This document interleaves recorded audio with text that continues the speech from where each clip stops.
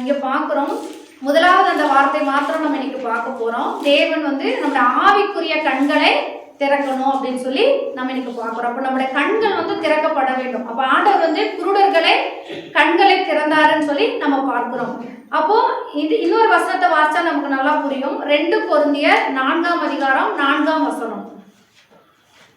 2 கொரிந்தியர் 4ஆம் அதிகாரம் 4ஆம் வசனத்தை வாசிப்போம். தேவனுடைய சாயலாய் இருக்கிற கிறிஸ்துவின் மகிமையான சுவிசேஷத்தின் ஒளி அவிசுவாசிகளாகிய அவர்களுக்கு பிரகாசமா இராதபடிக்கு இப்பிரபஞ்சத்தின் தேவன் அவருடைய மனதை குருடாக்கினார். இங்கே பார்க்கிறோம், அவனோட மனக்கண்கள் வந்து குருடாக்கப்பட்டிருக்குன்னு சொல்லி பார்க்கிறோம். இப்போ காது உள்ளவன் கேட்க கடவன் சொல்றோம். அப்போ காது இல்லாமையெல்லாம் வராங்க, என்ன சொல்றாங்க? ஆனா காது இருக்குது, ஆனா கேட்கக்கூடிய காது நமக்கு வேணும். அதே போலதான் கண் இருக்குது, ஆனா நமக்கு பார்க்கக்கூடிய கண்கள் வேண்டும். அப்போ நம்ம சாதாரணமா பார்க்கிறோம் இது மாம்ச கண்கள், ஆனா நமக்கு வந்து என்ன செய்யணுங்க? நமக்கு மனக்கண்கள் சொல்லி வாசிச்சீங்களா? அப்ப நமக்கு ஆவிக்குரிய கண்கள் வந்து நமக்கு அவசியமா இருக்கிறது. அப்போ கண் இருக்குது, ஆனா பார்க்கக்கூடிய கண்ணு நமக்கு வேணும். அப்ப நம்ம இன்னைக்கு நம்ம கண்கள்னால நம்ம என்ன செய்யறோங்க? மணிக்கணக்கா போனை பார்க்கிறோம், இன்னைக்கு நிறைய படங்களை பார்க்கிறோம். எவ்வளவு நேரம் பார்த்தாலும் என்ன செய்யறது இல்லைங்க, ஒண்ணுமே தூக்கம் வர்றதில்ல. தூரத்துல இருந்து யாராவது வரும்போது யார் வர்றாங்க, அவங்க நடைய பார்த்து உடைய பார்த்து நம்ம என்ன சொல்லி இந்த கலர் ட்ரெஸ் போட்டிருக்காங்க அப்படின்னு சொல்லி சொல்ற அளவுக்கு நம்மளோட பார்வை வந்து என்ன செய்யுதுங்க? கழுகு பார்வை போல இருக்கிறது. ஆனா நம்ம இப்ப பார்வை கம்மியாயிடுச்சுன்னா என்ன செய்யறோங்க? உடனே கண்ணாடியை வாங்கி போட்டுக்கொள்றோம். அப்போ மாம்ச பிரகாரமான கண்ணுக்கு பிரச்சனை வரும்போது நம்ம இதெல்லாம் செய்யறோம். ஆனா இப்ப நம்ம ஆவிக்குரிய கண்ணு எப்படி இருக்கு? பார்வையோட இருக்குதா, பார்வை இல்லாம இருக்குதா, எப்படி இருக்குது, குருடா இருக்குதா அப்படிங்கறத நம்ம இன்னைக்கு பார்க்க போறோம். நம்ம தேவனை குறிச்சு பார்க்கும்போது அவர் வந்து என்ன தீமை பார்க்க மாட்டாத சுத்த கண்ணன் சொல்லி பார்க்கிறோம். அப்ப நம்மளுடைய கண்கள் என்ன செய்யணுங்களா? தீமையை பார்க்காத கண்களா இருக்கணும், சுத்த கண்களா இருக்கணும். பார்க்கும்போது பாத்தீங்கன்னா பரிசுத்தமுள்ள கண்களா இருக்கணும், புறா கண்களை போல இருக்கணும், பாலுல கழுவப்பட்ட கண்களை போல நம்ம கல்ல என்ன செய்யணுங்க? வசனத்தினால கழுவப்பட்ட கண்களா நம்மளோட கண்கள் இருக்கணும். அப்படி இருந்தா நமக்கு என்ன ஆசீர்வாதம்? அப்ப நம்மளோட கண்கள் வந்து திறக்கப்படணுமா? நம்மளோட கண்ணு வந்து எப்படிப்பட்ட நிலைமையில இருக்கு அப்படிங்கறத வந்து நம்ம தெரிந்து கொள்ள வேண்டும்.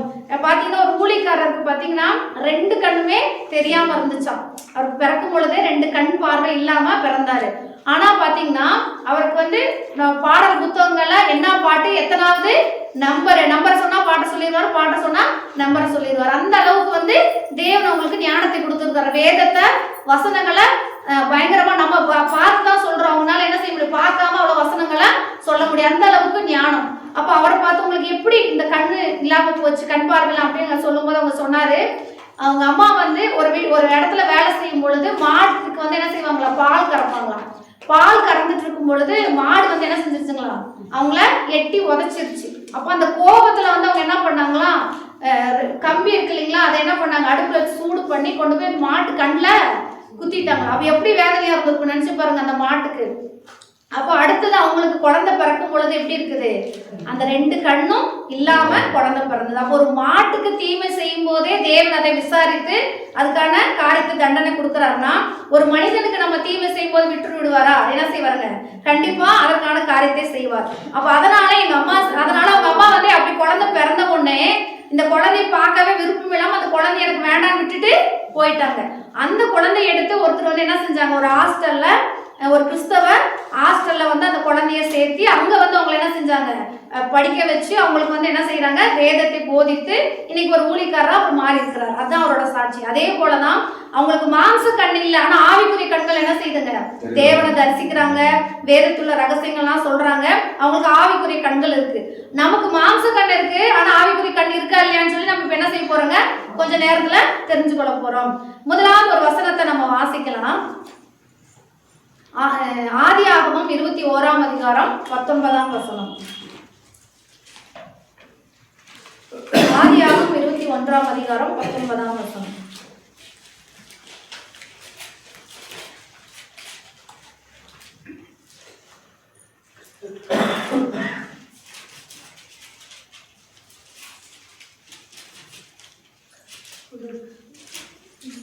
பசங்கள்லாம் எடுத்து வாசிக்கணும்.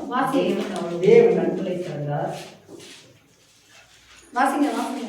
தேவன் அவளுடைய கண்களை திறந்தார். அப்பொழுது அவள் ஒரு தண்ணீர் துறவை கண்டு போய் துருத்தியிலே தண்ணீர் நிரப்பி பிள்ளைகளுக்கு குடிக்க கொடுத்தாள். இங்க நம்ம ஆகாரை குறித்து பார்க்கிறோம். ஆகார் வந்து தன் கணவனால வீட்டை விட்டு துரத்தி விடப்பட்டு அந்த ஒரு இடத்துல போய் குழந்தை சாகிறத நான் பார்க்க மாட்டேன் அப்படின்னு சொல்ல என்ன செய்யறா, அந்த இடத்துல இருக்கும்போது ஆண்டவர் வந்து அவரோட கண்களை திறந்து ஒரு துறவை வந்து அவங்களுக்கு என்ன செய்யறாரு, காண்பிக்கிறாரு. அதை தான் நம்ம இங்க பாக்குறோம். அப்போ இன்னைக்கு ஒரு மனிதன் பாத்தீங்கன்னா ஒரு உயிர் போகும்போதே கண்கள் வழியா தான் மனுஷனுக்கு உயிர் போகுது. இப்போ பாருங்க, அந்த கண்ணை வச்சுதான் உயிர் போயிடுச்சுன்னு சொல்லி டாக்டர்களே சொல்றாங்க. ஏன்னா அந்த நம்ம கண் தான் கடைசி நேரத்துல என்ன செய்யுதுங்க, அந்த கண்கள் வழியா தான் வந்து உயிரே போகுது. அப்ப அந்த கண்கள் வந்து ரொம்ப முக்கியம்.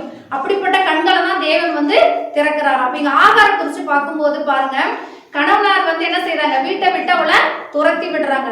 ஒரே ஒரு துருத்தி தண்ணீர் மட்டும் அவளுக்கு கொடுத்து என்ன செய்ய, நீ பொழைச்சுக்கோன்னு சொல்லி அனுப்புறாங்க. அந்த இப்போ இன்னைக்கு இருக்கிற நாட்கள் படி ஒரு வாட்டர் கேன் தண்ணி வாழ்நாள் முழுவதும் போதுங்களா? வனாந்தரத்துல அதுவும் பாலைவனத்துல அலைஞ்சு திரியிறா. அப்போ அந்த மாதிரி அவளை வந்து வீட்டை விட்டு துரத்தப்பட்டது ஒரு வாட்டர் கேன் தண்ணியோட வந்து அவ போகிறாள்.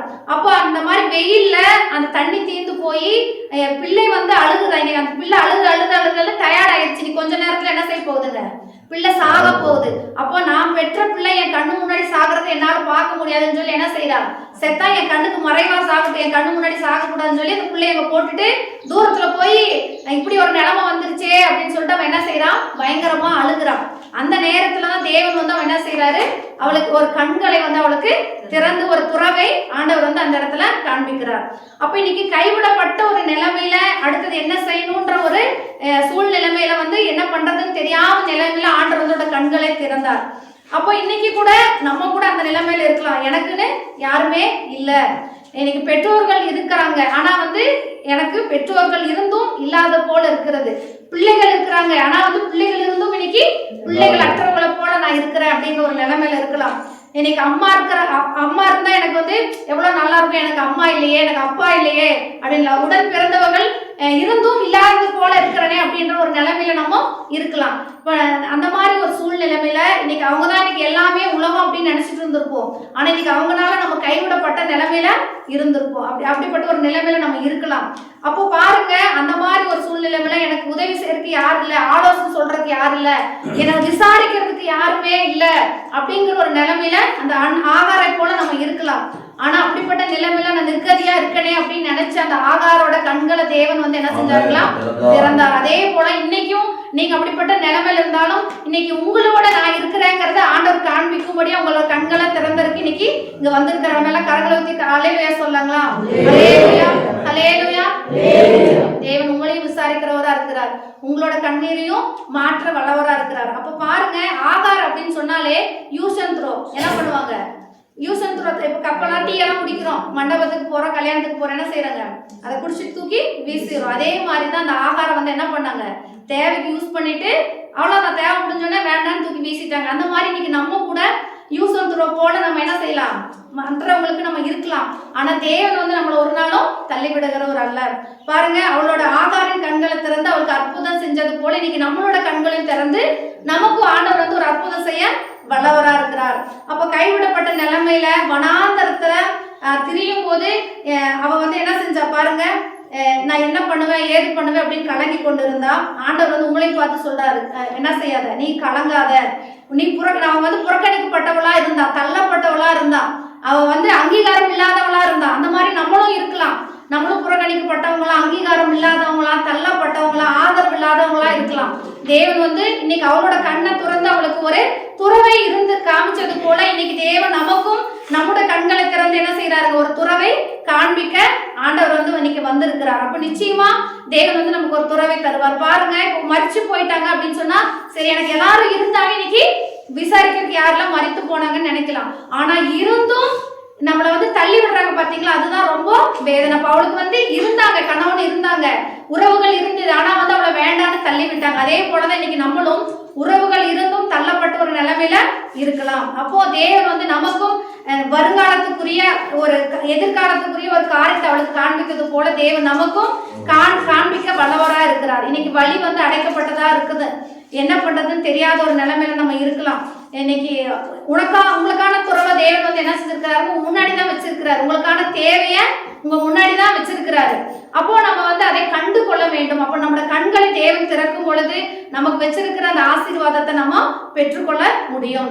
இப்ப பாருங்க, சிறு பிள்ளைகளா இருக்கும் பொழுது நம்ம என்ன செய்யறோங்க, மனிதர்களை சார்ந்து கொள்கிறோம், தாயை சார்ந்து கொள்கிறோம், தகப்பனை சார்ந்து கொள்கிறோம், பெரியவங்களை சார்ந்து கொள்கிறோம். ஆனா பெரியவங்க ஆகும்போது என்ன செய்யறோம், நம்மளோட மாம்சத்தை, எனக்கு பலன் இருக்குன்னு சொல்லி நம்ம என்ன செய்யறோம், நம்ம மாம்சத்தை சார்ந்து கொள்கிறோம். அதே போல வயதாகும் போது என்ன செய்யறோங்க, நம்மளோட அனுபவங்களை சார்ந்து கொள்கிறோம். எனக்கு இத்தனை அனுபவம் இருக்கு, இத்தனை வருஷம் நான் வாழ்ந்து வந்திருக்கிறேன், எனக்கு இந்த அனுபவம் எல்லாம் இருக்குன்னு சொல்லி அனுபவங்களை நம்ம சார்ந்து கொடுக்கிறோம். ஆனா தேவன் வந்து சொல்றாரு, தேவன் பாத்தீங்கன்னா ஆபிரகாமு, ஈசாக்கு, யாக்கோபு அப்படிங்கிற எல்லா முன்னோர்களை வந்து தேவன் வந்து நடத்தி வந்தார். இஸ்ரவேல் ஜனங்களை 40 வருஷம் வனாந்தரத்துல சாப்பாடு, அவங்களுக்கு தண்ணி எல்லாம் கொடுத்து அவங்கள நடத்தி வந்தார். அதே போல நிறைய ராஜாக்கள் காலங்களில் பார்க்கும்போது பஞ்சங்கள் இருந்த போது எலியா, சாரிபாத் விதவையெல்லாம் பஞ்ச காலத்துல நடத்தி வந்தார்.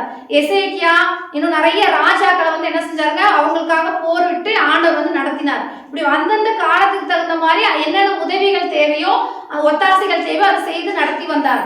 அப்போ தேவன் நம்மளையும் நடத்துவாரு. அப்போ நம்ம வந்து என்ன செய்யணுங்க, தேவன் வந்து ஏசாயால ஒரு வசனம் இருக்கிறது, 58ஆம் அதிகாரம் 11ஆம் வசனம், நித்தமும் உன்னை நடத்துவேன்னு சொல்றாரு. அப்போ நித்தமும் தேவன் வந்து நம்மளை நடத்துவார். அப்போ நம்ம தேவனை சார்ந்து கொள்ளும் போது நித்தமும் நடத்துவாரு. எந்தெந்த காலத்துக்கு நமக்கு என்னென்ன உதவி தேவையோ, என்னென்ன சூழ்நிலையில நம்ம இருக்கிறோமோ அந்த காரியங்களை தேவன் செய்து நம்மளை நடத்துறாரு. அப்போ நம்ம தேவன் நம்மளை நடத்தணும்னா நம்ம என்ன செய்யணும், அவரை சார்ந்து கொள்ளணும். நம்ம ஆகாரை போல நம்ம இருக்கலாம். நம்ம எந்த நிலைமையில இருந்தாலும் நம்மளோட கண்கள் திறக்கப்படும் பொழுது தேவன் நமக்கான என்ன உதவி தேவையோ, என்ன சூழ்நிலை நம்ம இருக்கிறோமோ அந்த துறவை திறக்க தேவன் வல்லவரா இருக்கிற, திறந்துதான் வச்சிருக்கிறார். ஆனா நம்மளோட கண்கள் வந்து என்ன செஞ்சிருக்குங்க, அடைக்கப்பட்டிருக்கிறது. அப்ப நம்மளோட கண்களை திறக்கும் பொழுது நமக்கான துறவு வந்து நமக்கு வெளிப்படும். இந்த வேலையில ஒரு நிமிஷம் நம்ம எல்லாம் நம்ம தலைமையில கைய வச்சு, ஆண்டவரே எனக்கான துறவை நீங்க திறந்திருக்கிறது, என் கண்கள் காணும்படியா என் கண்களை திறந்துருங்கன்னு சொல்லி ஒரு நிமிஷம் நம்ம எல்லாம் கேட்கலாமா? அல்லேலூயா, ஸ்தோத்திரங்க தாவே. ஆண்டவரே இந்த நாள் அப்பா அந்த ஆகாருக்கான துறவு நீங்க ஏற்கனவே வச்சிருந்தீங்க, ஆனா அதோட கண்கள் அடைக்கப்பட்டிருந்தது. இன்னைக்கு நாங்க கூட புறக்கணிக்கப்பட்ட நிலைமையில, தள்ளப்பட்ட நிலைமையில, கலங்கின நிலைமையில, ஆண்டவரே நீ கைவிடப்பட்ட நிலைமையில, ஆதரவற்ற நிலைமையில ஆண்டவரே நாங்கள் இருக்கிறோம்ப்பா.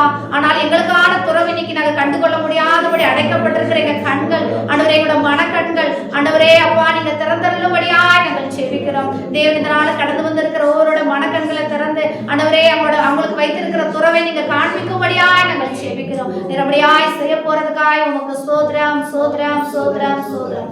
அப்படியே தேவன் உங்களுக்கான துறவை திறந்திருக்கார் அந்த விசுவாசத்தோடு எல்லாம் கரங்களை தட்டி கர்த்தருக்கு அல்லேலூயா, அல்லேலூயா, அல்லேலூயா. நாங்க சண்டே கிளாஸ்ல விபிஎஸ்ல சின்ன பிள்ளைங்க அல்லேலூயான்னு நிறைய விதமான அல்லேலூயா சொல்லி தருவோம். ஏன்னு கேட்டா உற்சாகப்படுத்துறதுக்காக. யானை அல்லேலூயா சொன்னா எப்படி சொல்லும் அப்படின்னு சொல்லி என்ன செய்வாங்க, யானை அல்லேலூயா.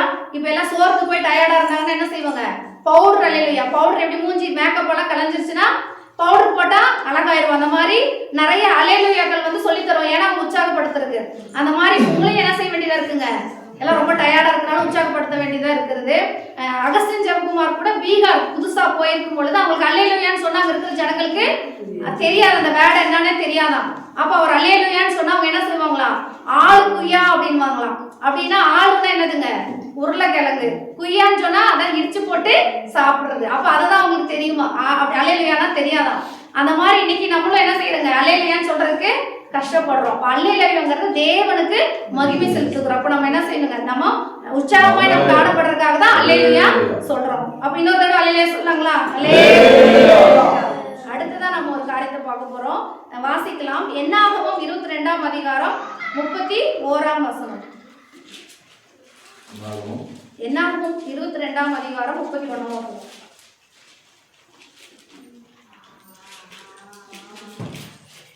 அப்பொழுது கர்த்தர் பிலேயாமின் கண்களை திறந்தார். வழியிலே நின்று உருவின பட்டயத்தை நம்முடைய கையிலே பிடித்திருக்கிற கர்த்தருடைய தூதனை அவன் கண்டு தலை குனிந்து முகங்குப்புற விழுந்து பணிந்தான். இங்க போதும், இங்க பாக்குறோம். பிளேயாமை குறிச்சு நம்ம எல்லாத்துக்குமே தெரியும்.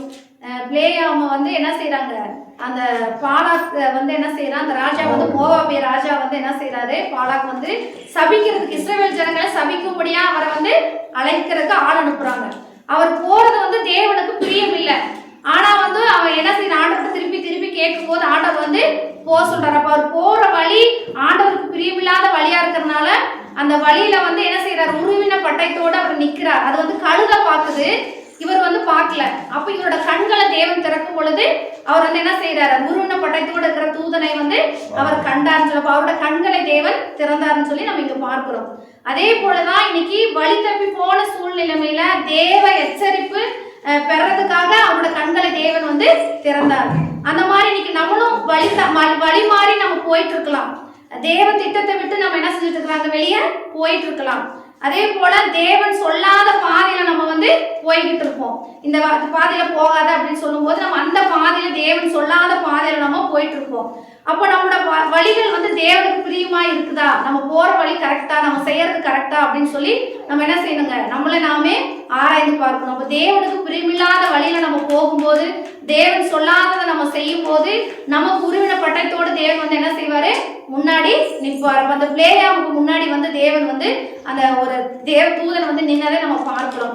அப்போ கழுதை வந்து என்ன செய்யுது, தேவ தூதன் நிற்கும் போது இப்போ போயிட்டு இருக்கு, கழுது மேல ஏறி போகும்போது பட்டயத்தோட நிற்கும் போது கழுதை வந்து என்ன செய்யுதுங்க, வேற வழியா போகுது. அந்த வழியா போய் நிற்கும் போது என்ன பண்ணுது, அது ஒரு குறுகின இடத்துல போய் போகுது. அப்போ அந்த அங்கேயும் வந்து நிற்கும் போது செவத்தோட அவனை வந்து என்ன செய்யுதுங்க, அவனை வந்து போட்டு நசுக்கிறப்ப அவன் கை காலெல்லாம் அடிபடுது. அவனுக்கு கோவம் வந்து என்ன செய்யறான், இப்ப மட்டும் என் கையில வந்து பட்டை இருந்துச்சுன்னா உன்னை என்ன செய்வேன், ஒரே அடி என்ன பண்ணிடுவேன், வெட்டி கொன்றுவேன் அப்படின்றான். அப்ப கழுதையோட வாயை ஆண்டவர் வந்து திறந்தாரு.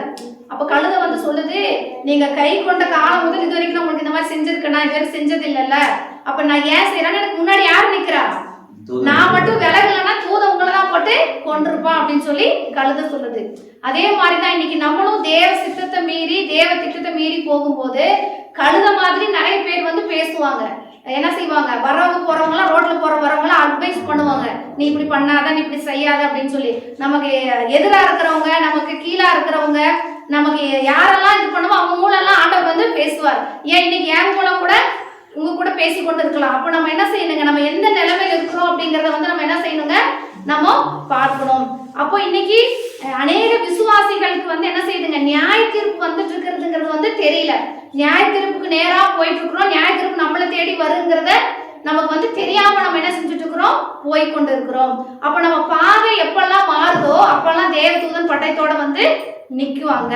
அப்ப பாருங்க, அப்ப நம்ம வந்து எப்படிப்பட்ட நிலைமையில இருக்கிறோம். அப்ப இங்க பார்க்கும் பொழுது இந்த பிளேயாமோட வழி வந்து அவன் இரத்த தன்மை உள்ளவனா இருக்கிறான். அப்படின்னா ரெண்டு மனசு, ஒண்ணு தேவனுக்காகவும் இருக்கணும்னு நினைக்கிறான், ஆனா பணத்து மேல ஆசைப்பட்டு அங்கேயும் போகணும்னு நினைக்கிறான். அவனோட வழி வந்து தேவனுக்கு பிரியமில்லாம இருக்கு. இப்ப பாருங்க, இப்ப சிறு பிள்ளைகள் வந்து ஒரு இடத்துக்கு போறேன்றாங்க, விளையாடுறதுக்கு போறேன்றாங்க, நம்ம கிட்ட கேட்கறாங்க, நான் போட்டுமா நம்ம சொல்றோம் வேண்டாம் வேண்டாம்னு சொல்றோம். சும்மா நச்சரிச்சிட்டே இருந்தா என்ன செய்வோம், சரி போ அப்படின்னு சொல்லி போயிடுவோம். ஆனா போயிட்டு அடிபட்டு அழுதுட்டு வரும்போது என்ன செய்வோம், நான் முதலே சொன்னனா வேண்டான்னு சொன்னனா அப்படின்னு சொல்லுவோம்ல. அதே மாதிரிதான் இப்ப ஆண்டவர் வந்து இவனை போக வேண்டான்னு சொல்றாரு, ஆனா என்ன செய்யறான், திருப்பி திருப்பி கேட்டுட்டே இருக்கும்போது என்ன செய்யறாரு, நீ போன்றாரு. ஆனா போறது தேவனுக்கு பிரியம் இல்லை. அதனாலதான் என்ன செய்யறாரு, அந்த இடத்துல உருவின பட்டயத்தோட நின்று கொண்டிருந்தார். அதே எங்க பாருங்க, ஒரு நம்ம நாட்டுல சைக்கிள் ஓட்டுனா ஒருத்தர், அவருக்கு வந்து பொழுதுபோக்கு வந்து சைக்கிள் ஓட்டுறது ரொம்ப அவருக்கு விருப்பம். என்ன செய்வாரு, அதிகமா சைக்கிள் ஓட்டிட்டே இருப்பார். ஒரு நாள் வேலை நிமித்தம் ஐரோப்பா தேசத்துக்கு போயிட்டாரு. அங்கேயும் போய் அவருக்கு டைம் கிடைக்கும் போதெல்லாம் என்ன செய்வாரா, சைக்கிள் ஓட்டுவாராம். ஆனா நம்ம தேசத்துல இருக்கிற ரூல்ஸ் எல்லாம் வேற, அங்க இருக்கிற ரூல்ஸ் வந்து வேற. இங்க எப்படி சைக்கிள் ஓட்டினாரோ அதே மாதிரி போய் என்ன செய்தாரு, அங்கேயும் நான் சைக்கிள் ஓட்டுவேன்னு சொல்லி ஓட்டினாரு. அப்ப அங்க இருக்கிற விதியை மீறி ஓட்டுனால போலீஸ்காரங்க வந்து அவங்களை வந்து கைது செய்த வந்தாங்களாம். அப்ப அவர் சொன்னாரா, நான் என்னங்க பண்ணேன், எங்க ஊர்ல சைக்கிள் ஓட்டுற மாதிரி தான் இங்கேயும் ஓட்டுனேன் அப்படின்னு சொன்னார். அப்ப அவங்க சொன்னாங்களா, உங்க ஊர் வேற, உங்க நாடு வேற, எங்க நாடு வேற, இங்க வந்து சைக்கிள் ஓட்டுறதுக்கு நிறைய ரூல்ஸ் இருக்கு, அந்த ரூல்ஸ் படி தான் ஓட்டணும், நீங்க அதை மீறி ஓட்டுறதுனால நாங்க என்ன செய்யறோங்கள கைது செய்யறோம் அப்படின்னு சொல்லி அவங்க சொன்னாங்களாம். அதே மாதிரிதான் இன்னைக்கு தேவனுடைய ராஜ்யம்ங்கிறது பாத்தீங்கன்னா நம்ம எப்படி வேணாலும் வாழ்ந்துட்டு பரலோகம் போயிடலாம்னு சொல்லி இருக்க முடியாது. அப்ப தேவன் வந்து இப்படிதான் வாழணும், இப்படிதான் இருக்கணும்னு சொல்லி நமக்கு நிறைய திட்டங்களை வச்சிருக்கிறார், வேதத்தை நம்ம கையில கொடுத்துருக்கிறார். அதன்படி நம்ம வாழ்ந்தாதான் நம்ம என்ன செய்ய முடியுங்க, பரலோகத்துக்கு போக முடியும். நம்ம எப்படி வேணாலும் வாழ்ந்துட்டு நம்ம வந்து என்ன செய்ய முடியாதுங்க, நம்ம வந்து பரலோக ராஜ்யத்துக்கு போக முடியாது. அப்போ நமக்குள்ள தெய்வீகத்தை நம்ம இழந்து போற காரியங்களை வந்து நம்ம செய்யக்கூடாது. இப்போ சகேயு ரட்சிக்கப்பட்டான், அவன் வந்து என்ன செஞ்சாங்க, அவன் ரட்சிக்கப்பட்ட உடனே அநியாயமா நான் யார்கிட்ட ஏதாவது வாங்கியிருந்தா என்ன செய்யறேன், நாளை தனியா திரும்ப கொடுக்குறேன்னு அவன் என்ன செஞ்சா, திரும்ப நாளை தண்டனையா கொடுத்தான். அவனுக்குள்ள ரட்சிக்கப்பட்டதுக்கு அப்புறம் மாற்றம் வந்தது. அதே மாதிரி நம்ம வேதத்துல நிறைய பேரை பார்க்கிறோம். ஒரு விபச்சார பெண்ணை கையும் காலமா பிடிச்சாங்க. அப்ப ஆண்டவர் சொன்னா, இனிமேல் நீ இந்த பாவத்தை செய்யாதன்னு சொன்னா, அதுக்கப்புறம் மனம் திரும்பிட்டா, அதுக்கப்புறம் பாவம் செய்யல. அதே மாதிரிதான் இன்னைக்கு நம்மளும் உலகத்திற்குள்ள நம்ம ஒரு காலத்துல நம்ம வாழ்ந்து கொண்டு இருந்தோம். இன்னைக்கு கர்த்தருக்குள்ள நம்ம வந்திருக்கிறோம். வந்ததுக்கு அப்புறமும் ரட்சிக்கப்பட்டதுக்கு அப்புறமும் நம்ம அதே காரியங்களை செய்து கொண்டு இருந்தா நம்ம ரட்சிக்கப்பட்டதுக்கு அர்த்தமே இல்லை. அப்ப நமக்குள்ள என்ன செய்யணுங்க? மாற்றங்கள் நமக்குள்ள வேண்டும். அப்ப நம்ம கண்டிப்பா நமக்குள்ள மாற்றம் இருக்கணும். அப்ப இருமனம் உள்ளவங்களா நம்ம என்ன செய்யக்கூடாதுங்க? நான் இதுலயும் இருப்பேன் அதுலயும் இருப்பேன் அப்படின்னு சொல்லி நம்ம என்ன செய்யக்கூடாது? இருமனம் உள்ளவங்களா நம்ம இருக்கக்கூடாது. அப்ப குழப்பத்தோடு நம்ம இருக்கக்கூடாது. அப்ப என்ன செய்யணுங்க? நம்ம வந்து கர்த்தரோட சித்தம் என்ன, கர்த்தரோட திட்டம் என்ன என்பதை நம்ம அறிந்து செயல்பட வேண்டும். நம்ம கர்த்தருக்கு பிரியமில்லாத வழிகளில நம்ம என்ன செய்யக்கூடாதுங்க? போகக்கூடாது, செய்யக்கூடாது. அப்ப தேவனுக்கு சித்தமாங்கிறத நம்ம வந்து அதை அறிந்து நம்ம செயல்பட வேண்டும். பாருங்க, இப்போ நம்ம தேவையில்லாத காரியங்களுக்கு என்று சொல்லி அந்த பிளேயாம் வந்து போய்கொண்டு இருந்தான். அப்போ தேவன் வந்து அவரோட கண்களை திறந்து நீ இப்படி போகக்கூடாது அப்படின்னு சொல்லி சொன்னாரு. நிறைய நேரங்கள்ல நம்ம கூட நான் போற பாதை சரின்னு சொல்லி நம்ம நினைச்சிட்டு இருப்போம். ஆனா தேவனுக்கு வந்து அது பிரியமில்லாம காணப்படும். அப்ப இன்னைக்கு அது வந்து தவறுதலா போய் முடியும். நம்ம தவறுதலா நம்ம என்ன செய்வோங்க? தேர்ந்தெடுப்போம். அது வந்து நமக்கு என்ன செய்யுங்க? பின்னாடி பின் விளைவுகளை உண்டு பண்ணும். அப்ப பிளேயாம் வந்து பாருங்க, அதுக்கப்புறம் ஆண்டவரோட கண்களை திறந்ததுக்கு அப்புறம் அவன் வந்து சொல்றான், கண் திறக்கப்பட்டவன் விளம்புவதாவது அப்படின்னு சொல்றான். அதுக்கு முன்னாடி அவனோட கண்கள் வந்து என்ன செய்யலீங்க? திறக்கப்படலை. இப்போ வந்து அவனோட கண்கள் திறக்கப்பட்டதுக்கு அப்புறம் அவன் சொல்றான், கண் திறக்கப்பட்டவன் விளம்புகிறதாவது. அதுக்கு முன்னாடி அவன் சொல்லும் போதெல்லாம் நீங்க அதெல்லாம் வாசிச்சா நமக்கு டைம் ஆகும். அதுக்கு முன்னாடி அவன் சொல்றான், பிளேயாம் எடுத்துரைப்பதாவது அப்படின்னு சொல்லுவான். அது கண் திறக்கப்படுறதுக்கு முன்னாடி பிளேயாம் எடுத்துரைப்பதாவதுன்னு சொல்லுவான். ஆனா கண்ணு திறக்கப்பட்டதுக்கு அப்புறம் என்ன சொல்லுவாங்க? கண் திறக்கப்பட்டவன் விளம்புவதாவது அப்படின்னு சொல்லுவான். அப்போ நம்மளுடைய கண்களையும் தேவன் வந்து என்ன செய்யணுங்க? கண்டிப்பா திறக்கணும். அப்படி நம்ம திறக்கும் பொழுது தேவன் நம்மோட இருக்கிறத நம்ம பார்க்க முடியும். தேவ தூதன் நம்மோட இருக்கிறத நம்ம வந்து என்ன செய்ய முடியுங்க? கண்டிப்பா நம்ம பார்க்க முடியும். இப்போ ஒரு குடிகார தகப்பன் இருந்தாரு. அவருக்கு 2 மகன்கள் இருந்தாங்க. ஒருத்தன் பாத்தீங்கன்னா ஒருத்தன் வந்து ரொம்ப குடிகாரனா மாறிட்டான். அவங்க அப்பா விட ரொம்ப குடிகாரனா மாறிட்டான். இன்னொருத்தன் வந்து நல்ல ஒரு வேலைக்கு போய் நல்ல நிலைமையில இருந்தான். அவங்க 2 பேர்த்தையும் கேட்கறாங்க, நீ ஏன் வந்து நீ இப்படி ரொம்ப குடிச்சு இப்படி ஆயிட்ட அப்படின்னு கேட்கும்போது அவன் சொல்றான், எங்க அப்பா தான் எனக்கு ரோல் மாடல்னு சொல்றான். இன்னொருத்தனை வந்து சொல்றான், இன்னொருத்தன் கேட்கும்போது ஏன் நீ வந்து இப்படி நல்லவனா இருக்க அப்படின்னு கேட்கும்போது அவன் சொல்றான், இது காரணம் எங்க அப்பா தான். அப்ப ரெண்டு பசங்களையும் காரணம் யார் சொல்றாங்க? அவங்க அப்பா தான். அப்ப அந்த குடிகாரனை கேட்கும் போது அவன் சொல்றான், எங்க அப்பாவே குடிச்சு பொறுப்பு இல்லாம இருக்கிறாரு, அதனால அவரை பார்த்து நானும் என்ன பண்ணிட்டேன்? நானும் குடிகாரனா மாறணும், இவரை விட குடிகாரனா மாறணும்னு நினைச்சு என்ன செஞ்சுட்டேன்? குடிகாரனா மாறிட்டேன்றான். இன்னொருத்தனை கேட்கும்போது சொல்றேன், எங்க அப்பா தான் குடிச்சு பொறுப்பு இல்லாம இருக்கிறார், நம்ம அந்த மாதிரி இருக்க கூடாது, இவரை விட நம்ம நல்லா இருக்கணும்னு நினைச்சு நான் என்ன செஞ்சேன்? அப்படி வாழ்ந்தனால நான் இன்னைக்கு வந்து வாழ்க்கையில முன்னேறி இருக்கேன் அப்படின்னு சொல்லி சொன்னான். அப்ப நம்மளும் நம்மளோட வாழ்க்கை வந்து மற்றவங்களுக்கு என்ன செய்யணுங்க? மற்றவங்களுக்கு ஒரு எடுத்துக்காட்டா இருக்கணுமே தவிர அவங்களும் நம்ம போல பாவத்துக்கு நேரம் நடத்துற வாழ்க்கையா நமக்கு இருக்கக்கூடாது. அப்போ நம்மளோட வழி எப்படிப்பட்ட வழியா இருக்கு, நம்ம எந்த வழியை தேர்ந்தெடுக்கிறோம்? அப்ப தேவன் வந்து நம்முடைய மனக்கண்களை திறக்கணும். இன்னைக்கு நம்ம வந்து நிறைய குழப்பத்தோட கூட நம்ம இருப்போம். இதை வந்து வாங்கலாமா வேண்டாமா, இதை செய்யலாமா வேண்டாமா அப்படின்றது நம்ம என்ன செஞ்சுட்டு இருப்போங்க. நிறைய இந்த பொருளை வந்து நம்ம வாங்கலாமா வேண்டாமா, இந்த தேவையை வந்து நமக்கு வந்து இந்த பூர்த்தி செய்யறதுக்கு இந்த காரியத்தை நம்ம செய்யலாமா வேண்டாமா அப்படிங்கிற நிறைய காரியத்துல நம்ம இருப்போம். அப்ப 2 மனம் உள்ளவங்களா இருப்போம். இங்க போலாமா வேண்டாமா அப்படின்னு சொல்லி நிறைய இந்த பொருளை வாங்கலாமா வேண்டாமா, இந்த இடத்த வாங்கலாமா வேண்டாமா அப்படின்னு சொல்லி நிறைய குழப்பத்தோடு இருப்போம். ஆனா நம்ம தேவனை சார்ந்து கொண்டு, தேவனே எனக்கு ஒரு தெளிவை கொடுங்க அப்படின்னு சொல்லும் போது தேவன் வந்து கண்டிப்பா நமக்கு என்ன செய்வாருங்க? நம்மளோட மனக்கண்களை திறந்தருளுவார். அப்ப நம்ம தேவனுக்கு பிரியமானவங்களா நம்ம மாற முடியும். இப்ப பாருங்க, அந்த பிளேயாமை போல அப்ப தேவன் வந்து நமக்கு முன்னாடி பட்டயத்தோட நம்ம நிக்கிற ஒரு வழியை நம்ம தேர்ந்தெடுக்க கூடாது. இன்னைக்கு நம்ம வந்து தேவன் நமக்கு ஆதரவா இருக்கிற ஒரு வழியை தான் நம்ம தேர்ந்தெடுக்க வேண்டும். அப்ப நம்ம இன்னைக்கு நம்மளும் இந்த வேலையில நம்ம என்ன செய்வோங்க? ஆண்டவருக்கு புரியமில்லாத வழியில நம்ம யாராவது போய் கொண்டு இருந்தானா இந்த வேலையில நம்ம வந்து ஒப்பு கொடுப்போம். நம்மள என்ன செய்வோங்க? இந்த வேலையில ஒரு நிமிஷம் நம்ம கண்களை மூடி நம்மளே நம்ம தேவனுக்கு ஒப்பு கொடுத்து ஜெபம் பண்ணுவோம். அல்லேலூயா, ஸ்தோத்திரம் கர்த்தாவே. இன்னைக்கு இந்த பிளேயாமை குறித்து நாங்கள் பார்த்தோப்பா. தேவனுக்கு பிரியமில்லாத வழிகளை, தேவனுக்கு சித்தமில்லாத காரியத்தை செய்யும்படியாய் ஆண்டவரே, இந்த பணத்தின் மேல ஆண்டவரே, இந்த பொருள்கள் மேல ஆசைப்பட்டு போன அந்த பிளேயாமை நீங்க சந்தித்து ஆண்டவரே தேவ எச்சரிப்பை கொடுத்து ஆண்டவரே போகாதபடிக்கு தேவன் தாமே அவர் உருவிட படத்தோடு நின்றது போல இன்னைக்கு நாங்கள் கூட உமக்கு பிரியமில்லாத வழிகளில உமக்கு சித்தமில்லாத காரியத்தை செய்யும்படியாய் நாங்கள் யாரெல்லாம் போய் கொண்டிருக்கிறோமோ, நாங்கள் செய்கிறது சரி, நாங்கள் பண்றது சரின்னு சொல்லி இருக்கிறோமோ ஆண்டவரே அப்பா, அது எங்களோட பார்வைக்கு நலமானதா இருந்தாலும் உங்களோட பார்வையில ஆண்டவரே அது சரியில்லாம இருக்குப்பா. இந்த வேலையில எங்களை ஒப்பு கொடுக்கிறோம். எங்களோட மனக்கண்களை நீங்க திறந்தருளும்படியாய் ஜெபிக்கிற இந்த நாள் உங்களோட வார்த்தை கேட்கிற யாரோட வழி உமக்கு பிரியமில்லாமல் இருக்கிறதோ, உமக்கு சித்தமில்லாமல் இருக்கிறதோ, உங்க சித்தத்தை அறிந்து கொள்ளும்படியா உங்களோட திட்டத்துக்குள்ள அவங்களை வரும்படியாய் எங்களோட மனக்கண்களை திறந்தருளும்படியாய் நாங்கள் இந்த வேலையில ஒப்பு கொடுக்கிறோம். தேவநீர் அப்படியே எங்க கண்களை திறந்ததுக்காய் உமக்கு ஸ்தோத்திரம் ஸ்தோத்திரம் ஸ்தோத்திரம் ஸ்தோத்திரம். அப்படியா தேவன் தாமே இந்த நாட்களில் நம்மளோட மனக்கண்களை திறந்ததுக்காய் நம்ம கரங்களை ஊற்றி கர்த்தருக்கு ஸ்தோத்திரம் செலுத்துவோம். ஸ்தோத்திரம் ஸ்தோத்திரம் ஸ்தோத்திரம். ஹல்லேலூயா ஹல்லேலூயா. அடுத்ததா ஒருத்தரோட கண்களை தேவன் திறந்தார்.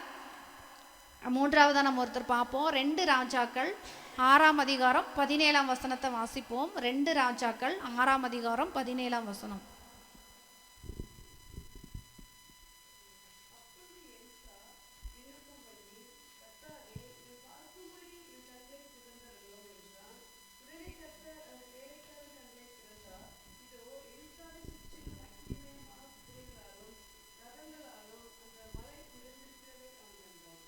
இங்கே பார்க்குறோம்.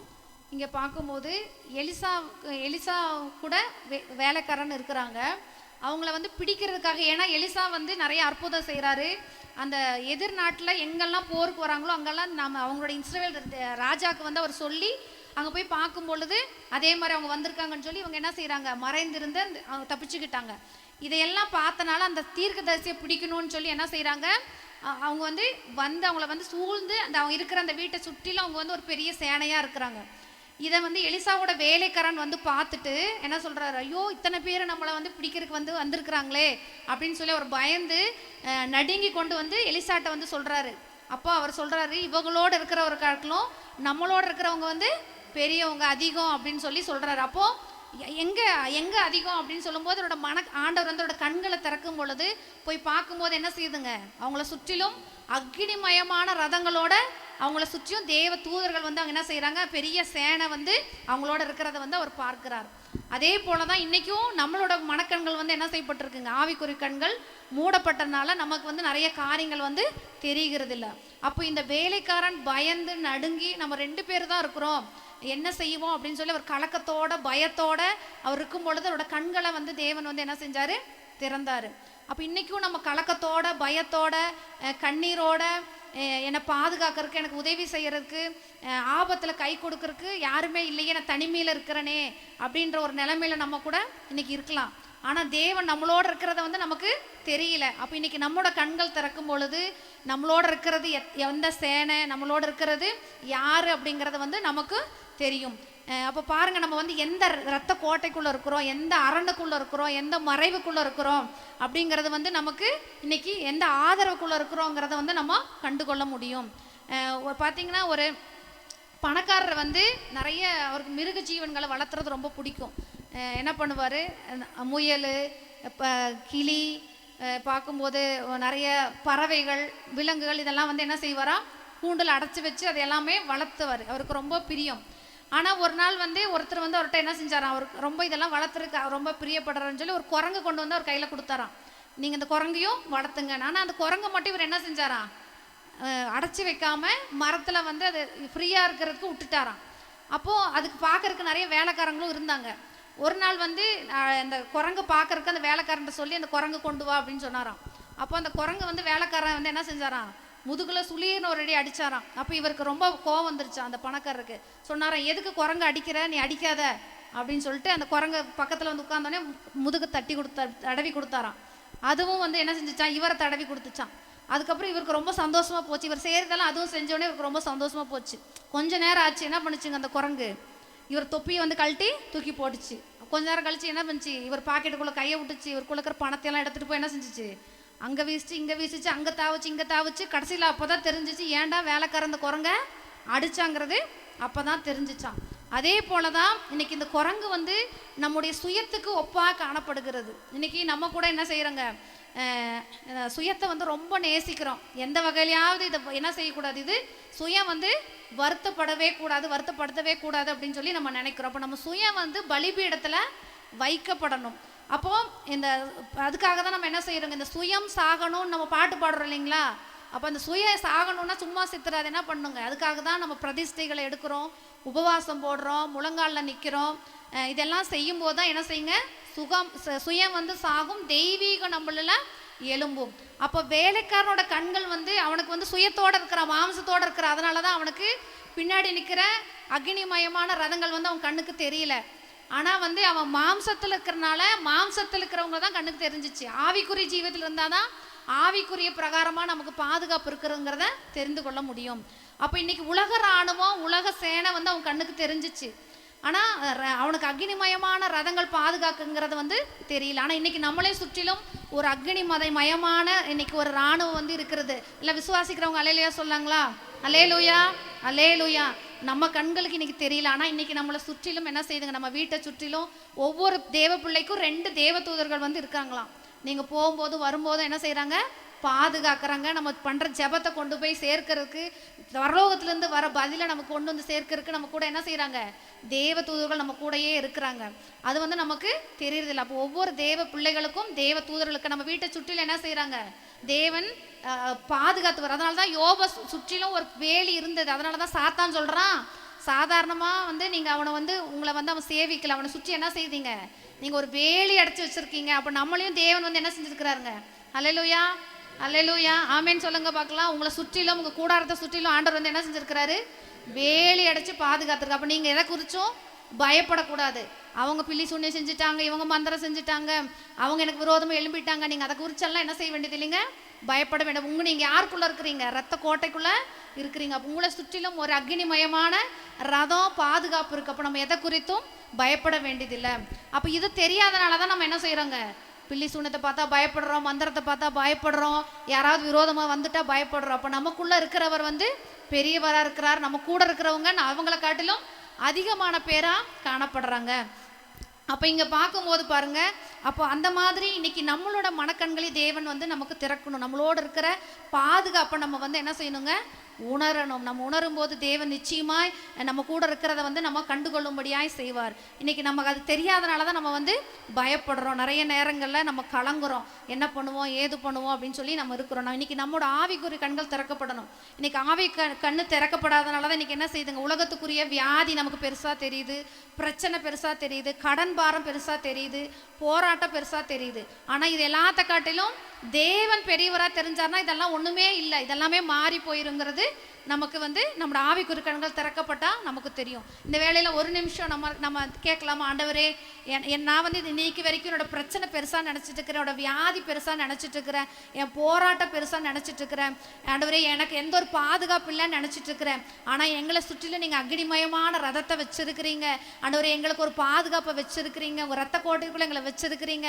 எங்கள் மனக்கண்களை திறந்தருளுங்கப்பா, இன்னைக்கு அதை பார்க்கும்படியா என் கண்களை திறந்தருளுங்க, என் கண்களை திறந்தருளுங்க. நம்ம எல்லாம் கேட்கலாமா, ஆண்டவரே இந்த நாள் ஆண்டவரே ஒவ்வொரு மனக்கண்களை நீங்கள் திறந்தருளுங்க, ஆவிக்குரிய கண்களை திறந்தருளுங்க. உங்களுக்கு எப்படிப்பட்ட பாதுகாப்புக்குள்ளே இருக்கிறாங்க, எப்படிப்பட்ட அரணுக்குள்ளே இருக்கிறாங்க ஆண்டவரே, எப்படிப்பட்ட சேனையை பாதுகாத்து இருக்கிறதுன்னு சொல்லி ஆண்டவரே அப்பா ஆண்டவரே நீங்கள் ஒவ்வொரு மனக்கண்களை திறந்தருளும்படியாய் ஆண்டவரே, உங்கள் மாம்ச கண்கள் ஆண்டவரே மறைக்கப்பட்ட ஆவிக்குரிய கண்கள்னால அவங்க காணும்படியான ஆண்டவரே, அந்த எலிசாவோட வேலைக்காரனை காணும்படி செய்த தேவன் இந்த நாளை கடந்து வந்திருக்கிற ஆண்டவரே, எங்கள் பிள்ளைகள் ஒவ்வொரு காணும்படியாய் தேவன் செய்யும்படியாய் நாங்கள் செபிக்கிறோம். நீர் அப்படியாய் ஆண்டவரே நீங்கள் ஒவ்வொரு மனக்கண்களை திறந்துள்ளதுக்காய் உமக்கு ஸ்தோத்திரம் ஸ்தோத்திரம் ஸ்தோத்திரம் ஸ்தோத்திரம். அப்படியாய் தேவன் தாமே நமக்கு இருக்கிற பாதுகாப்பை கண்டுகொள்ளும்படியாய் தேவன் செய்ததுக்காய் எல்லா கரங்களை உயர்த்தி கர்த்தருக்கு ஸ்தோத்திரம் செலுத்துவோம். ஸ்தோத்திரம் ஸ்தோத்திரம் ஸ்தோத்திரம். ஹல்லேலூயா, ஹல்லேலூயா. அடுத்ததான் ஒருத்தரோட கண்களை திறந்ததை நம்ம பார்ப்போம், வாசிக்கலாம். சங்கீதம் 119 அதிகாரம் 18 வசனம்.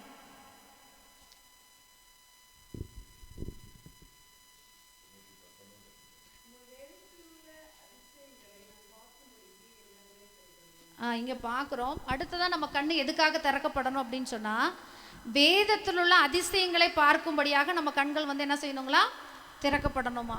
முதலாவது பார்த்தோம், நம்மளோட கண் வந்து எதுக்காக திறக்கப்படணுங்க, நம்ம ஆகாருக்கு வந்து அவளுக்கான துறவு, அவளுக்கான ஆசீர்வாதம், அவளோட தேவைகள் முன்னாடி தான் இருக்குது, அதை பார்க்கும்படி அவள் கண்கள் வந்து திறக்கப்படல. அப்போ நம்மளுடைய ஆசீர்வாதம் நமக்கான துறவு முன்னாடி தான் இருக்குது, அதை பார்க்கும்படியாக நம்மளோட கண்கள் வந்து திறக்கப்படணும். ரெண்டாவது பார்த்தோம், தேவனுக்கு பிரியமில்லாத வழிகளில் தேவனுக்கு சுத்தமில்லாத பாதையில் போயிட்டுருக்குறோன்னா நம்மளோட கண்கள் வந்து என்ன செய்யணுங்க, திறக்கப்படணும்னு சொல்லி பார்த்தோம். மூன்றாவது, நம்ம சுற்றி ஒரு பாதுகாப்பு, ஒரு வேலி இருக்குது, அதை பார்க்கும்படியாக நம்மளோட கண்கள் வந்து என்ன செய்யணுங்க, திறக்கப்படணும்னு சொல்லி பார்த்தோம். இப்போ நான்காவது ஒரு காரியம், நம்ம வேதத்தில் உள்ள அதிசயங்களை பார்க்கும்படியாக நம்மளோட கண்கள் வந்து என்ன செய்யணுங்களா, திறக்கப்படணுமா. அப்போ இன்றைக்கி நம்ம பைபிளை வந்து எப்படியெல்லாம் பயன்படுத்துகிறோம், எதற்காக பயன்படுத்துகிறோம் அப்படின்னு சொல்லி பார்த்தா, சிலர் வந்து என்ன செய்கிறாங்க, தலைகணிக்கு அடியில் வச்சு படிச்சுக்கிறாங்க. ஏன்? கெட்ட கனவு வரக்கூடாது, பைபிள் வச்சுட்டா என்ன செய்யாதான், கெட்ட கனவு வராதான் அப்படின்னு சொல்லிட்டு என்ன செய்கிறாங்க, தலைகணிக்கு அடியில் வச்சு படுத்துக்கிறாங்க. நிறைய பேர் தலைக்கு மேலே வச்சுக்கிறாங்க, நிறைய பேர் நெஞ்சோடு அணைச்சி வச்சுக்கிறாங்க. எதுக்கு? பிசாசு வந்து தொடக்கூடாது அப்படின்னு சொல்லி என்ன செய்கிறாங்க, நெஞ்சோடு அணைச்சி வச்சுக்கிறாங்க. அதே போல் நிறைய பேர் வந்து என்ன செய்கிறாங்க, நிறைய பேர் கெட்ட கனவு வரக்கூடாது அப்படின்னு சொல்லி என்ன செய்கிறாங்க, தலைக்கு பக்கத்தில் வச்சு படுத்துக்கிறாங்க. நிறைய பேர் வந்து என்ன செய்கிறாங்க, சத்தியம் பண்ணுறதுக்கு பைபிளை வச்சு தான் சத்தியம் பண்ணுவாங்க. சத்தியமாக இந்த பைபிள் பொதுவாக நான் இதை செய்யலை, இந்த பைபிள் பொதுவாக நான் எடுக்கலைன்னு சொல்லி சத்தியம் பண்ணுறதுக்காக என்ன செய்கிறாங்க, பைபிளை பயன்படுத்துகிறாங்க. ஒருத்தர் சொல்கிறாரு, இப்போ பாருங்கள், நீங்கள் வந்து ஃபோன் வந்து மணிக்கணக்காக பாருங்கள், நைட்டு ஃபுல்லாக பாருங்கள், தூக்கமே வராது. ஆனால் பைபிள் எடுத்து ஒரு 5 நிமிஷம் படிங்க, என்ன செய்யுங்க, கொட்டாவி வரும், தூக்கம் எங்கேருந்து வரும்னே தெரியாது, என்ன செய்யுங்க, பயங்கரமாக தள்ளும். பைபிள் கையில் இருக்கிறது கூட தெரியாமல் கீழே போட்டு தூங்குற ஆளுங்களும் இருக்காங்க. அந்த மாதிரி தூக்கம் வரும். அதை ஒருத்தர் சொன்னாராம், எனக்கு தூக்கமே வரலன்னா என்ன செய்வேன், பைபிள் எடுத்து படிக்க ஆரம்பித்தோன்னா என்ன செஞ்சிடும், நல்லா தூக்கம் வரும், நான் தூங்கிடுவேன்னு. அப்போ இன்றைக்கி பைபிளை எதுக்கெல்லாம் பயன்படுத்துகிறோம், தூக்க மாத்திரையா பைபிள், என்ன செய்கிறோங்க, பைபிளை இப்படிப்பட்ட காரியங்களுக்கெல்லாம் நம்ம பயன்படுத்துகிறோம். அதுக்காக பைபிள் ஆண்டவர் நமக்கு தரல. என்ன செய்யணும், பைபிள் வந்து நம்ம அதில் இருக்கிற அதிசயங்களை பார்க்கும்படியாக தான் வேதத்தை தேவன் வந்து நம்ம கையில் கொடுத்துருக்குறோம். அப்போ நம்ம எதற்காகலாம் பயன்படுத்துகிறோம், எப்படி அதை பயன்படுத்துகிறோம். அப்போ நம்ம என்ன செய்யணுங்க, பைபிளை வந்து வாசிக்கணும். டெய்லி அதை வாசிக்கும் பொழுது இந்த வசனத்தின் படி நம்ம என்ன செய்யணும், ஆண்டவரே இன்னைக்கு வேதத்தை நான் வாசிக்கிறேன், இந்த வேதத்தில் இருக்கிற அதிசயத்தை நான் பார்க்கும்படியே என்னோட மனக்கண்களை என்ன செய்யுங்க, திறந்தருளுங்க அப்படின்னு சொல்லி நம்ம ஜெபம் பண்ணிட்டு படிக்கும் பொழுது அந்த வேதத்தில் இருக்கிற அதிசயத்தை தேவன் வந்து காண செய்வார். பாருங்க, ராக் பெல்லர் அப்படின்னு சொல்லி ஒருத்தர் இருந்தார். அவர் நல்ல பணக்காரர். ராக் பெல்லர் அப்படிங்கிறவர் வந்து ஒரு பணக்காரர். அவர் வந்து என்ன செஞ்சாராம், 119ஆம் அதிகாரத்தில் 18ஆம் வசனம், வெறும் 119ல் 18ஆம் வசனம். அப்போ ராக் பெல்லர் அப்படிங்கிற அந்த ஒரு பணக்காரர் வந்து என்ன செய்வாராம், நிறைய எண்ணெய் கிணறுகளை சொந்தமாக வாங்கிடுவார். எண்ணெய் கிணறுகளை சொந்தமாக வாங்கி அவர் எண்ணெய் விற்பனை செய்தார். பார்த்தீங்கன்னா எங்கெல்லாம் பெட்ரோல் பங்க் இருக்கோ அந்த பெட்ரோல் பங்க்கில் ஆப்போசிட்டில் இவர் ஒரு பெட்ரோல் பங்க்கை தொடங்கிடுவார். அப்போது தொடங்கி வந்து என்ன செஞ்சிருவார், அந்த பெட்ரோல் பங்க் வந்து லாஸ் ஆகிற மாதிரி பண்ணி அவங்க வந்து மூடிட்டு போயிடுவாங்க. ஏன்னா அவங்க என்ன செய்கிறாங்க, வாங்கி விற்கிறாங்க. ஆனால் இவருக்கு வந்து சொந்தமாக எண்ணெய் கிணறே இருக்குது. அப்போ இவர் வந்து என்ன செஞ்சிருவார், அப்படி நடத்தி என்ன செஞ்சிருவார், பெரிய பிஸ்னஸ் மேன் ஆகி ஒரு பெரிய பணக்காரர் ஆகிட்டார். இப்போ இந்த மாதிரி எல்லாரும் வந்து இவர் வந்து என்ன செஞ்சுருவாங்க, இவரை சபிக்க ஆரம்பிச்சிட்டாங்க. என்னடா நம்ம தொழிலையே வந்து இவர் வந்து என்ன பண்ணிட்டார், முடக்கிட்டாரே அப்படின்னு சொல்லி எல்லாரும் இவர் மேலே ரொம்ப கோபமாக மன கஷ்டமாக இருந்தாங்க. ஒரு 50 வயசில் வந்து இவர் என்ன செஞ்சிட்டாரு, உலகத்திலே மிக சிறந்த பெரிய கோடீஸ்வரராக மாறிட்டார். 50 வயசில் திடீர்னு அவருக்கு வந்து என்ன செஞ்சிருச்சுங்க, கேன்சர் வந்துருச்சு. கேன்சர் வந்து அவர்கிட்ட எவ்வளோ பணம்லாம் இருக்குது, எவ்வளோ பணங்களை செலவு பண்ணியும் அந்த கேன்சர் வந்து என்ன செய்யலை, அவருக்கு சுகம் கிடைக்கல. கடைசி மரண தருவாய்க்கு வந்துட்டார். அந்த நேரத்தில் வந்து இவர் பக்கத்தில் ஒரு நாள் ரொம்ப வேதனையில், நம்ம இப்படி சின்ன வயசில் மறிக்க போகிறோமே, இப்படி வியாதி வந்துருச்சு, இவ்வளோ செலவு பண்ணி சுகமாகலையே அப்படின்னு வருத்தத்தோடு இருக்கும்போது ஒரு பக்கத்தில் வேதாகம் இருக்குது. அந்த பைபிள் எடுத்து அவர் வாசிக்கிறார். அவர் வாசிக்கும் பொழுது ஒரு வசனத்தை வந்து அவர் பார்க்குறாரு. அந்த வசனம் வந்து அவர் டச் பண்ணுது. என்ன வசனம்னு சொன்னால், அப்போஸ்தலர் 20ஆம் அதிகாரம், இருங்க அந்த வசனத்தை நான் எழுதி வச்சேன். அப்போஸ்தலர் 20ஆம் அதிகாரம் 35ஆம் வசனத்தெல்லாம் சொல்லப்பட்டிருக்கிறது. வாங்குகிறதை பார்க்கலும் கொடுக்கிறதே பாக்கியம் அப்படின்னு சொல்லி ஒரு வசனத்தை வாசிக்கிறாரு. அப்படின்னு சொன்னால் இயேசு கிறிஸ்து சொன்னதா அந்த இடத்துல அந்த வசனம் வந்து சொல்லப்பட்டிருக்கிறது. அப்போது வாங்குகிறத பார்க்கலும் கொடுக்கறது பாக்கியமா அப்படின்னு சொல்லிட்டு அந்த வசனத்தை வந்து அவருக்கு வந்து என்ன செஞ்சுது, அவர் ரொம்ப டச் பண்ணுச்சு. அப்போ நம்ம இவ்வளோ நாள் வந்து என்ன செஞ்சிட்டோம், நம்ம வந்து வாங்க தான் செஞ்சோம். என்ன செஞ்சோம், வருமானத்தை வாங்க தான் செஞ்சோம், கொடுக்கல. அப்போ கொடுக்குறதா பாக்கியமா, நம்மளே சாக போகிறோம், என்ன பண்ணலாம், இருக்கிறதெல்லாம் கொடுக்கலான்னு சொல்லிட்டு என்ன பண்ணார், வேலைக்காரங்கெல்லாம் கூப்பிட்டாரு. வீட்டில் இருக்கிற பணத்தையெல்லாம் என்ன செய்ய சொன்னார், எடுத்து எல்லாத்தையும் காரில் ஏற்றுங்கன்னு சொன்னார். எல்லாம் மூட்டையாக காரில் வந்து அந்த பணத்தையெல்லாம் ஏற்றுறாங்க. என்ன செய்தார், நம்ம ஊரில் இருக்கிற சேரி பகுதி, குடிசை பகுதி, ரொம்ப ஏழைங்களாக இருப்பாங்கள்ல, அந்த இடத்துக்கு இந்த வாகனத்தை கொண்டு போங்கன்னு சொல்கிறாரு. அவரோட கார் வந்து ரொம்ப சொகுசு காரு, பார்க்குறதுக்கே பயங்கரமாக இருக்குது. அந்த காரை பார்க்கறக்கே என்ன செஞ்சுட்டாங்க, அங்கே இருக்கிற மக்கள் எல்லாம் அந்த காரை பார்க்கறக்கே எல்லாம் ஓடி ஓடி வந்து ஒரு பெரிய கூட்டம் வந்துருச்சு. காரை பார்க்க வந்தவங்களுக்கெல்லாம் இவர் என்ன செய்கிறாரு, காருக்குள்ள இருக்கிற பணத்தையெல்லாம் அள்ளி அள்ளி வந்தவங்க, காரை பார்க்க வந்தவங்களுக்கெல்லாம் காசு அப்போ எல்லாத்துக்கும் அள்ளி அள்ளி கொடுக்க ஆரம்பிச்சிட்டாரு. இவர் காரில் இருக்கிற பணமெல்லாம் காலியாக காலியாக இவரோட உடம்புல இருக்கிற அந்த கேன்சர் வியாதி எல்லாம் என்ன செய்யுதுங்க, வெளியே போயிட்டே இருக்கு. அப்போ இந்த பணம் முடிஞ்சு பார்க்கும்போது இவர் சரீரத்துக்குள்ள ஒரு மாற்றம் தெரியுது. அந்த வியாதிக்கான அந்த வலி இந்த மாதிரி இதெல்லாம் ஒரு உணர்வு வந்து இவருக்கு ஒரு வேற மாதிரி ஒரு உணர்வு இருக்கு. என்னடா இவ்வளோ நாள் இருந்ததுக்கும் இப்போ ஒரு வித்தியாசம் தெரியுது அப்படின்னு சொல்லி போய் டெஸ்ட் பண்ணி பார்த்தா என்ன செய்யுதுங்க, கேன்சரே அவருக்கு இல்லை. 50 வயசு வரைக்கும் தான் உயிரோடு இருப்பீங்க, இதுக்கு மேலே உயிர் பிழைக்க முடியாதுன்னு சொல்லி டாக்டர்களே கைவிட்ட நிலைமையில இவர் வந்து என்ன செஞ்சிட்டாரு, இவரோட இருக்கிற பணங்களெல்லாம் ஏழைகளுக்கு கொடுக்க கொடுக்க இவருக்குள்ள இருக்கிற வியாதியும் என்ன செஞ்சிச்சுங்க, வெளியே போயிடுச்சு. அதுக்கப்புறம் அவர் பார்த்தீங்கன்னா 92 வயசு வரைக்கும் அவர் இருந்தார். அப்போ 92 வயசு அவர் என்ன செஞ்சார், ஒரு புதிய ஒரு அறக்கட்டளையை தொடங்கி ஏழை எளிய மக்களுக்கு உதவி செய்யும்படியாய் அவர் என்ன செஞ்சாருங்க, ஒரு அறக்கட்டளையை அதை தொடங்கி அவர் எல்லாருக்கும் உதவி செய்கிறவராய் மாறினார். அப்போ பாருங்க, அவருக்குள்ள வந்து பைபிளை வாசிச்சோடனே அந்த அதிசயத்தை அவர் வந்து பார்த்தார். என்னது, வாங்குறதை பார்க்கலாம் கொடுக்கறது பாக்கியங்கிற அதிசயத்தை அவர் பார்த்து அது நிமித்தம் அவரோட வாழ்க்கையில் ஒரு சுகத்தையும் ஒரு ஆசீர்வாதத்தையும் பெற்றுக்கொண்டார். அதே மாதிரி நீங்களும் பைபிளை ஜெபித்துட்டு நீங்கள் படித்து பாருங்கள், உங்களுக்குள்ளேயும் ஆண்டவர் வந்து ஒரு அதிசயத்தை, உங்களுக்கு என்ன அதிசயம் தேவையோ அதை காண்பிப்பார். சங்கீதம் 119 49 வசனத்தை வாசிக்கும் போது நீர் நம்ப பண்ணின வசனம்னு சொல்லப்பட்டிருக்கிறது. அப்போது நம்மளை வந்து தேவன் வந்து நம்மளை நம்ப பண்ணுகிறார். இப்போ எல்லா வார்த்தைகளும் நம்ம வாசித்தாலும் ஒரு வார்த்தை நம்மளோட பேசும். அப்போ அதை நம்ம நம்புகிறோம். நமக்குன்னு ஒரு வாக்குத்தத்தத்தை கொடுக்கும்போது அந்த வாக்குத்தத்தத்தை நம்ம நம்புகிறோம். அந்த நம்ப பண்ணின வார்த்தைன்னு சொல்லி நம்ம வாசிக்கிறது போல் உங்களையும் தேவன் வந்து என்ன செய்வார், ஒரு காரியத்தை ஒரு வசனத்தை நம்ப வைப்பார். அப்போ நீங்கள் அந்த அதிசயத்தை நீங்கள் பார்க்க முடியும். ஜார்ஜ் முல்லர் அப்படிங்கிற ஒரு தேவ மனிதர், அவர் பார்த்தீங்கன்னா அனாதைகளின் தந்தைன்னு சொல்லுவாங்க.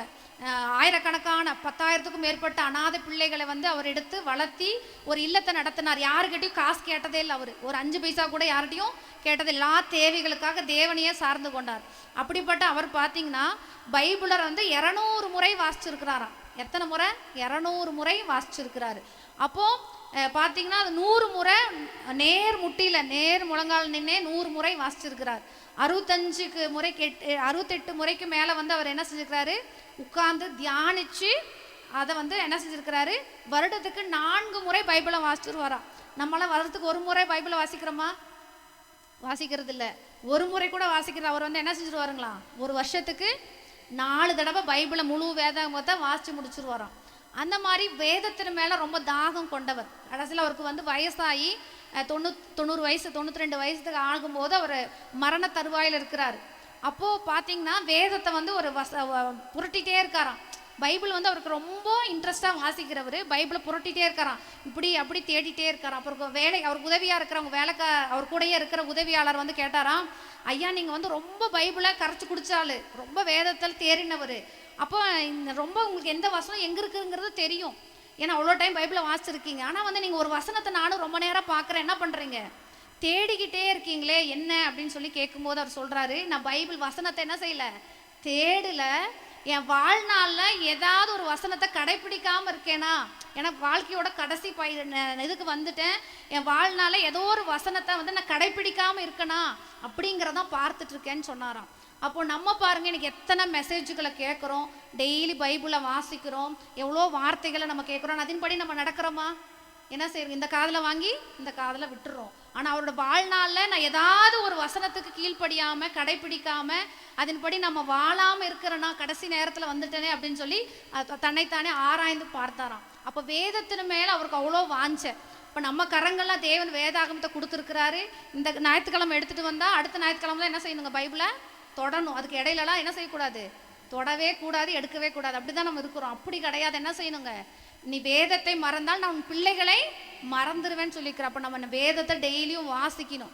அப்போ தான் தேவன் நம்மளோட பிள்ளைகளை நினச்சி பார்ப்பார். அப்போ நம்ம என்ன செய்யணுங்க, டெய்லி வேதத்தை வாசிக்கணும், அதை தியானிக்கணும், அதன்படி நான் இருக்கேனா இல்லையான்னு நம்மளை நாமே ஆராய்ந்து பார்க்கணும். அப்படி நம்ம இருக்கும் பொழுது தேவன் நிச்சயமாக நம்மளை ஆசீர்வதிப்பார்.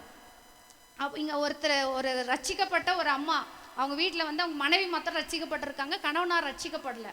ஆனால் இவங்க வந்து ஜெபம் பண்ணும்போது வந்து அவர் என்ன பண்ணுவாராம், பைபிள் வாசித்து ஜெபம் பண்ணும்போது டெய்லி வந்து என்ன பண்ணுவாராம், அடிப்பாராம். எதுக்கு நீ பைபிளை வாசிக்கிற, எதுக்கு ஜெபம் பண்ணுற அப்படின்னு சொல்லி டெய்லி அடிப்பாராம்.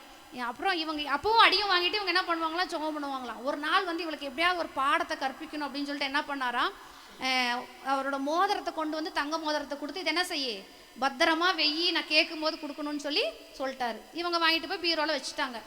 அவங்க கணவனாரே இவங்க இல்லாத போது என்ன பண்ணார், அந்த மோதிரத்தை எடுத்துகிட்டு போய் கடலில் வீசிட்டார், ஒரு ஆற்றுல வீசிட்டார். வீசிட்டு அவங்க மனைவிட்டு சொல்கிறாரு, மோதிரத்தை என்ன செய்யணும், நான் வந்து இந்த மாதிரி ஆற்றுல வீசிட்டேன், நீ வந்து என்ன செய்யணும், கொண்டு வந்து எனக்கு நான் கேட்ட நேரத்தில் இன்னைக்கு சாயந்தரத்துக்குள்ளே எனக்கு என்ன செய்யணும், மோதிரத்தை தரணும். இப்போ கடலில் வீசினா இப்போ எங்கே தேட முடியுங்களா, ஒரு சின்ன ஏதாவது ஒரு இதுக்குள்ளே வீசினா கூட, குளத்துல வீசினா கூட தேடி கண்டுபிடிச்சிடலாம். அவ்வளோ பெரிய தண்ணிக்குள்ளே போய் எங்கே தேட முடியும், இவங்களுக்கு என்ன பண்ணுறதுன்னு தெரியல. அப்போ தான் நீ வந்து இனிமேல் இல்லைன்னா அப்படி ஜெபம் பண்ணக்கூடாது, நான் வந்து என்ன செய்வேன், இன்னைக்கு சாயந்தரம் வருவேன், நீ மோதிரத்தை கொடுக்கலான்னா நீ உயிரோடய இருக்க மாட்டேன் அப்படின்னு சொல்லிட்டு அவர் பயங்கரமாக திட்டிட்டு குடிக்கிறதுக்கு போயிட்டார். இவங்களுக்கு ஒரே பதட்டம், ஆண்டவரே நான் என்ன பண்ணுவேன், இந்த மோதிரத்தை நான் எப்படி அங்கே வீசினது என்ன பண்ண, அங்கே போய் பார்க்குறாங்க, ஆற்றுல போய் ஜெபம் பண்ணுறாங்க, அந்த இடத்துல போய் ஜெபம் பண்ணுறாங்க, ஆண்டவரே இவ்வளோ தண்ணி இருக்கு, நான் எப்படி இந்த மோதிரத்தை கண்டுபிடிப்பேன், ஏற்கனவே போட்டு அடிப்பாரே, இப்போ வந்து இந்த மோதிரத்தை கொடுக்கலன்னா என்னோட நிலைமை என்ன ஆகும் அப்படின்னு சொல்லிட்டு அவங்க என்ன செஞ்சாங்களாம், ஆண்டவர் இல்லாதவைகள் வந்து இருக்கிறவர்களை உண்டு பண்ணுற தேவன் நீங்கள் அப்படின்னு சொல்லி இந்த வசனத்தையெல்லாம் சொல்லி, மீனின் வயிற்றில் வரி பணத்தை உண்டு பண்ணினவர் இப்படியெல்லாம் சொல்லி அவங்க வேத வசனங்களை சொல்லி சொல்லி ஜெபம் பண்ணாங்களாம். அப்புறம் அப்படி ஜெபம் பண்ணிருக்கும் போது சரி இன்னைக்கு என்ன பண்ணுறது, சாயந்தரம் அவர் வருவாரே சமைச்சு வைக்கணுமே அப்படின்னு சொல்லிட்டு அந்த ஒரு மீன் வித்துட்டு வராங்க, மீனை வாங்கி அவங்க சமைக்கிறாங்க. மீனை வாங்கி கட் பண்ணும்போது என்ன செய்யுதுங்க, மீனுக்குள்ளே மோதிரம் இருக்குது. எந்த மோதிரத்தை வீசினாரோ அந்த மோதிரத்தை மீனை விலங்கு செஞ்சு அந்த மீன் இவங்க வீட்டுக்கே வர வச்சு இவங்க கையாலேயே அந்த மோதிரத்தை எடுக்க வச்சு என்ன செய்கிறாங்க, ஆண்டவர் அதிசயம் செய்கிறார். அப்போ அவங்க கணவனார் சாயந்தரம் வராரு, மோதிரத்தை அவருக்கு தெரியும் மோதிரம் கிடைக்காது, இன்னைக்கு இவ்வளோ என்ன பண்ணணும், இனிமேல் சர்ச்சுக்கு போகக்கூடாது, பைபிள் வாசிக்கக்கூடாது, ஜெபம் பண்ணக்கூடாதுன்னு சொல்லணும் அப்படின்னு. ஆனால் இவங்க மோதிரத்தை கொடுன்னு கேட்கும்போது இவங்க என்ன செய்கிறாங்க, அதே மாதிரி பீரோக்குள்ளேருந்து சிரிச்ச முகத்தோடு கொண்டு வந்து கொடுக்குறாங்க. அவருக்கு தாங்க முடியல ஆச்சரியம். அப்போ உங்கள் தேவன் தான் உண்மையான தேவன் சொல்லி அவர் என்ன செஞ்சார், அன்னைக்கே அவர் ஏற்றுக்கொண்டும் அவரும் சர்ச்சுக்கு போய் ரட்சிக்கப்பட்டாராம். அப்போ ஆண்டவர் வந்து உங்களுக்கும் அதிசய செய்வார். இந்த வசனங்களெல்லாம் வெறுமையாக எழுதப்படலை, என்ன செய்யுதுங்க, அதில் ஆண்டவர் வந்து உயிரை வச்சிருக்கிறார். அதை நீங்கள் நம்புறீங்களா, கண்டிப்பாக ஆண்டவர் வந்து அற்புதம் செய்வார். அல்லேலூயா. உங்களுக்கு ஆண்டவர் எனக்கு நிறைய இந்த வசனங்கள் மூலம் தேவன் என்னோட பேசியிருக்கிறார், அற்புதம் செஞ்சிருக்கிறார், உங்களோட தேவன் பேசியிருக்கிறார், நிச்சயமா அற்புதம் செய்ய வல்லவராக இருக்கு. அப்போ நம்ம பைபிளை வந்து கடமைக்காக வாசிக்கக்கூடாது. இப்போ பிள்ளைகளெல்லாம் வாசிக்க சொன்னால் என்ன செய்கிறாங்க, இன்றைக்கி போய் 5 வசனம் 10 வசனம் சண்டே கிளாஸில் சொல்லணுமேன்னு சொல்லி கடமைக்காக மனப்பாடம் பண்ணுவாங்க. ஆனால் அது உணர்ந்து வாசிக்கும் போது அதில் ஜீவன் இருக்குது. கண்டிப்பாக தேவன் நம்மளோட வாழ்க்கையிலும் அது நம்ம சொன்னால் நிறைய சாட்சிகளை சொல்லிகிட்டே போகலாம். ஆண்டவர் வந்து அற்புதம் செய்வார். இப்போ நம்ம ஒரு சின்ன ஜெபம் பண்ணலாங்களா, இது வரைக்கும் நம்ம வேதத்தை எப்படி இருந்தாலும் வாசிச்சிருக்கலாம், ஆனால் இனிமேல் வாசிக்கும் பொழுது ஆண்டவரே இந்த வேதத்தில் அதிசயங்களை பார்க்கும்படியாய் என்னோட கண்களை திறந்தருளுங்கப்பா, எத்தனையோ சாட்சிகளை நாங்கள் கேட்குறோம், எங்களையும் நீங்கள் அப்படிப்பட்ட ஜீவனில் சாட்சிகளாய் மாற்றுங்க, எங்களோட மனக்கண்களை திறந்தருளுங்க. இந்த நாள் கடந்து வந்திருக்கிற ஒருவரோட மனக்கண்களை திறந்து இந்த வேதத்தில் இருக்கிற அதிசயங்களை அவங்க பார்க்கும்படியாய் தேவன் நீங்கள் கண்களை திறந்தருளும்படியாய் நாங்கள் ஜெபிக்கிறோம். நீர் அப்படியாய் செய்ய போகிறதுக்காய் உமக்கு ஸ்தோத்திரம் ஸ்தோத்திரம் ஸ்தோத்திரம் ஸ்தோத்திரம். ஹல்லேலூயா ஹல்லேலூயா. தேவன் நம்மளோட கண்களை திறந்திருக்கிற, நிச்சயமா நீங்களும் இப்படிப்பட்ட சாட்சிகளை தேவன் உங்களையும் சொல்ல வைப்பார். விசுவாசிக்கிறீங்களா? ஒரு அல்லேலூயா சொல்லாமா? அல்லேலூயா. அடுத்ததான் ஒரு காரியத்தை நம்ம பார்க்குவோம், வாசிக்கலாம். லூக்கா 16ஆம் அதிகாரம் 23ஆம் வசனம். லூக்கா 16:23.